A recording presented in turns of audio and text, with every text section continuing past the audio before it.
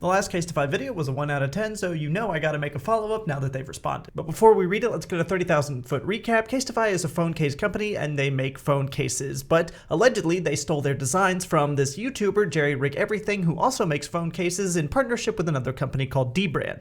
So Jerry Rig Everything made a video about it, and dbrand is now suing CASETiFY over the stolen designs, and as you can see, here's a rough example of what they looked like. Now this all blew up yesterday, and today we're getting the much anticipated round 2 with CASETiFY posting this. CASETiFY has always been a bastion of originality, and we hold pride in that. My brother in Christ, nothing about your company is original. You make phone cases of all things, which is one of the most saturated and unoriginal niches in the entire world. And also, not even your name is original. It's case, which is what you make, followed by the suffix -ify, which just means to make or cause to become. So intense becomes intensify, speech becomes speechify, case becomes casetify.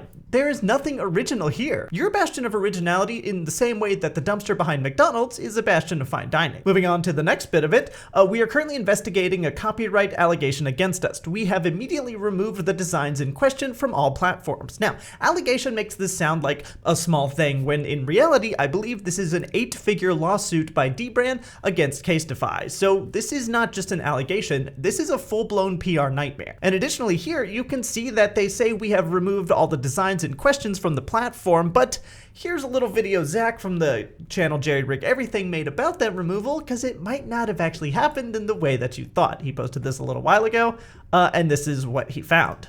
Before CASETiFY's website was taken down a few minutes ago, they quietly tried swapping all of their Android teardown ripoffs with their, my iPhone teardown designs.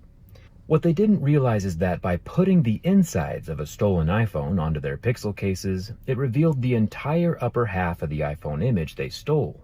Not sure why they thought I wouldn't notice. I've been taking apart phones for a decade, and they still have yet to take apart one.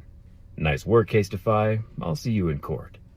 Before CASETiFY's website was taken... that's a little whoopsie by them. Now, obviously, I'm still in favor of hearing CASETiFY's side because I think it's important, but nothing screams guilt more intensely than trying to swap out and hide the evidence, and doing so badly that you commit the crime you're originally being sued for all over again. Now, as if that first part of the response wasn't so bad, CASETiFY then immediately tries to play the victim in part 2. So we are also investigating a DDoS attack that disrupted our websites when the allegation surfaced. All systems are back to normal now, all customer information is safe. Thanks for your patience and support during this challenging time. They also got absolutely bodied here in the community notes, just so everyone knows, and there's also a link to Zach's original video. Calling this a challenging time, it makes it sound like it wasn't CASETiFY themselves that set up all these dominoes that are now falling down around them. And also this presumption of patience and support here at the end is frankly just laughable. Now, about the DDoSing, obviously I do not endorse it. It is illegal, it will get you into trouble, and it's never worth it to potentially get into legal trouble for DDoSing anyone or anything, so please don't do that, even in instances like this. But the inclusion of the DDoSing to try and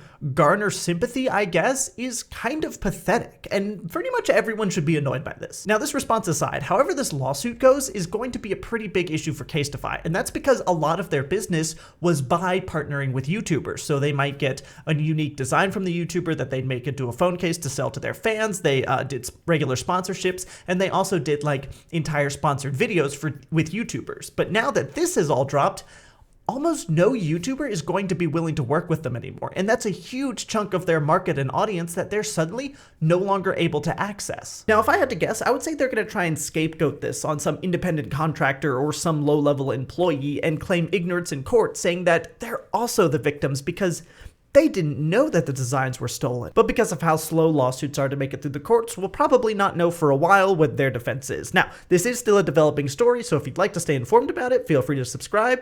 Thanks for watching.